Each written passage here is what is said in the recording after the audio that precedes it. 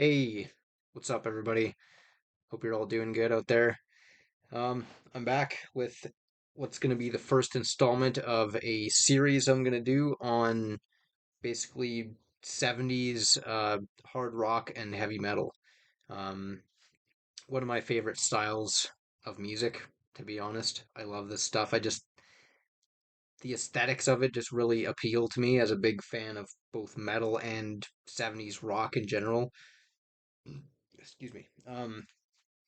So yeah, Uh, we're gonna start off with some of the bigger bands to start out with, partly because I have some records and CDs and stuff, some of their material to show, and also just because these are the bands you have to talk about if you're discussing this style of music. Um, so the first episode or two, maybe three, are going to be bands that if you're familiar at all with this style, these aren't going to be surprises. Um, and then I'm gradually going to work my way into the underground kind of stuff. Gonna just try to make these fairly short videos. So I'll do five at a time. Um, Not sure how often I'm gonna do these. Maybe once every few weeks, kind of thing. I don't know. I don't know yet. I'll figure that out as we go along. Gonna start another series as well, or two maybe. Um, as well as, regular stuff like maybe a collection update here and there, blah blah blah, whatever. So, anyway, in the interest of not having this take too long, I will just get into it. And so these first five bands I picked basically because they, to me anyway, um, and of course this is just my opinion as always. Um, these are kind of the five bands that to me really embody the sound of heavy metal in the 70s. Um, there are a lot of other great bands that I could have put in here that are definitely heavy, that are definitely hard rock. But I think these five bands, for me anyway, are kind of the standouts and had maybe kind of planted the seeds of where heavy metal was going to go in the 80s. Um, all right, so I'm just gonna go alphabetical with these, and happens to be the first band chronologically as well. Um, Black Sabbath, of course. you know, you have to talk about these guys. Um, just absolute pioneers of heavy metal in general and rock. Um, I mean, what a an absolute perfect storm of just these four guys coming together and making a band. I mean, not only do you have Tony Iommi, I mean, absolute riff master, uh, crazy heavy guitar tone for the time. No one else sounded like this. I mean, there were some other bands that were playing stuff that is getting close to this level of heaviness, but just the production and the guitar tone, especially on this early Sabbath stuff, is just on another level compared to any of their contemporaries. Um, I'm just going to show one album from each band in the interest of not taking forever. I mean, I could have picked any of the first. There you got the classic, iconic band shot. I could have picked any of the first five, six, six albums. They're all legendary, all amazing. But this is kind of the first one that um, really cemented them and kind of laid the groundwork for heavy metal as a style. But yeah, in addition to Tony Iommi, I mean, you have Ozzy's super distinctive, instantly recognizable vocals, Geezer's fantastic bass lines that just elevate these songs, and Bill Ward is an absolute monster on the drums, of course. Um, just absolutely amazing stuff. I mean, War Pigs is one of the best songs of all time, regardless of genre, in my opinion. I I'm not a huge fan of the ending, the very end.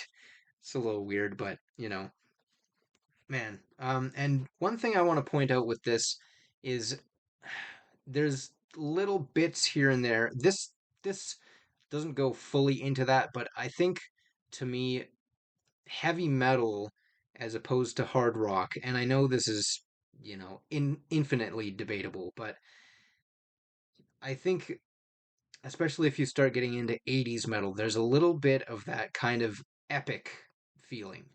Um, it's hard to pinpoint exactly what it is, but you could say something like the riff that comes in, I want to say around maybe 5 minutes in War Pigs, that like I don't know how to describe it. That kind of slow part, the down, down, down, down, down, down, that part just has this kind of uplifting, majestic, huge, epic kind of feeling to me anyway. And I think that, in my opinion, is kind of what differentiates what I'm calling early heavy metal here from just hard rock, because a lot of hard rock stuff was kind of blues based. Um, I don't know.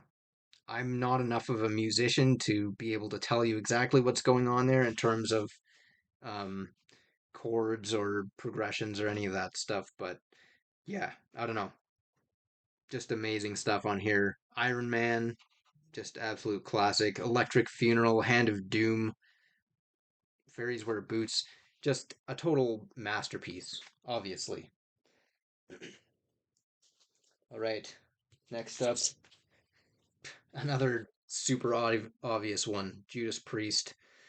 Um, for my money, probably the greatest, probably the most heavy metal band of the 70s.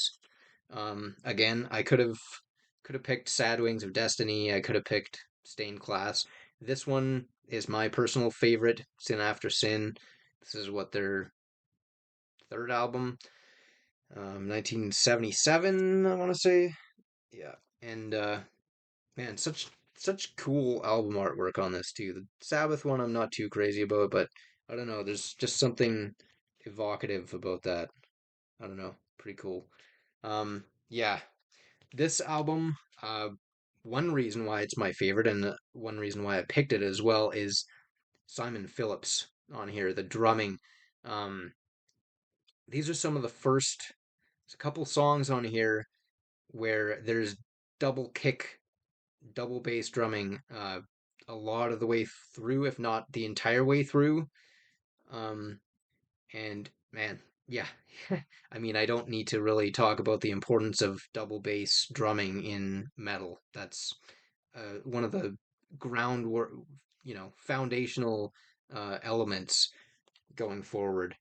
Um, this album is just perfect start to finish, in my opinion.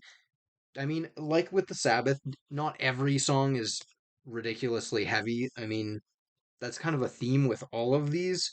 Um, I mean, you got Last Rose of Summer on here, which is an acoustic ballad, which is great, but it's not a heavy metal song, of course. But Sinner, their cover of Diamonds and Rust, um, Starbreaker is great.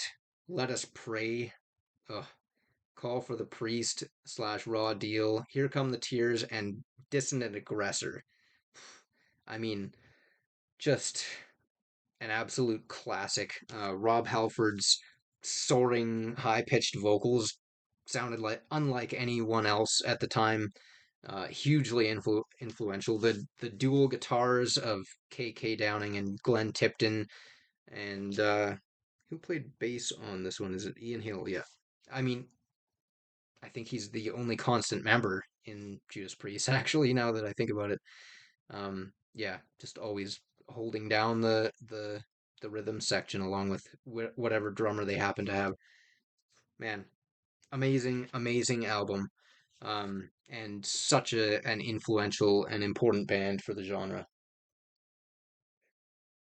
All right, number three, of course, another obvious one, as all these are, Rainbow. Um, I mean, look at that album cover, right? I was talking about epic stuff.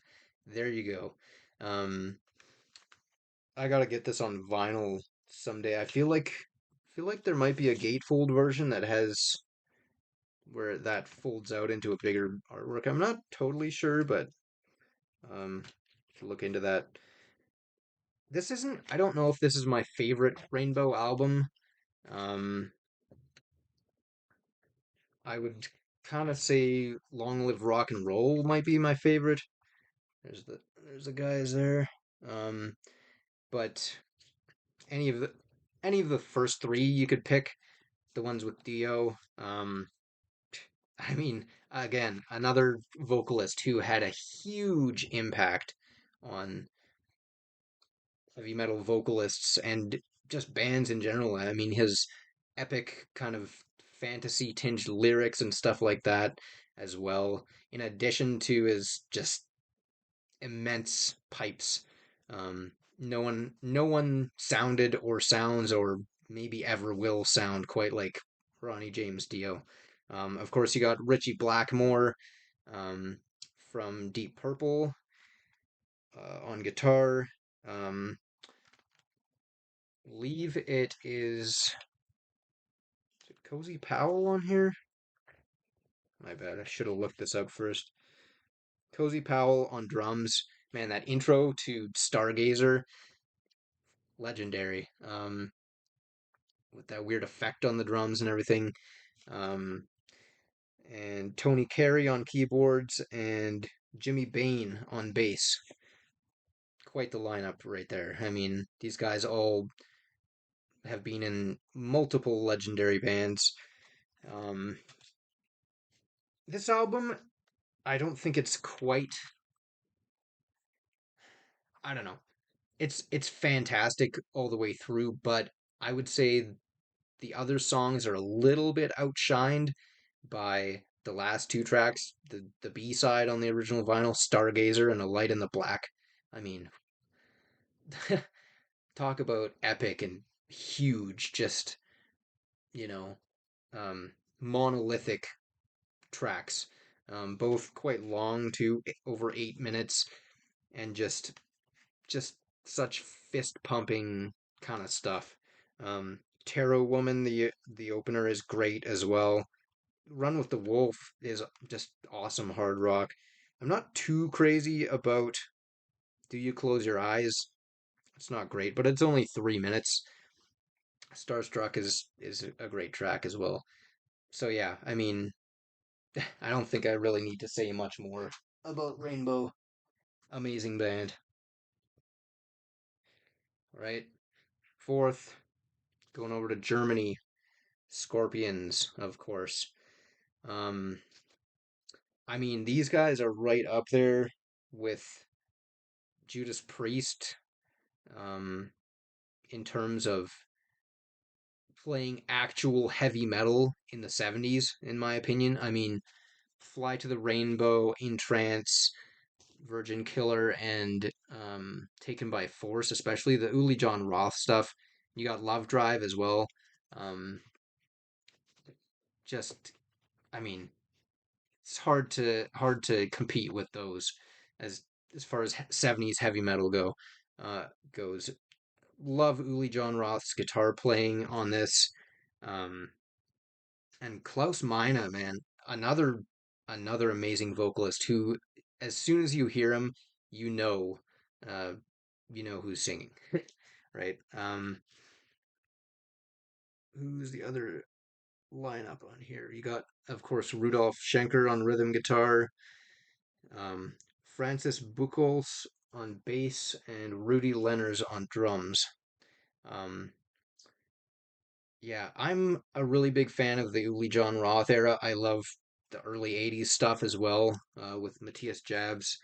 Um, both fantastic guitarists, but Uli had that really cool kind of Hendrix-esque, psychedelic kind of um, thing, but he also had a neoclassical kind of element.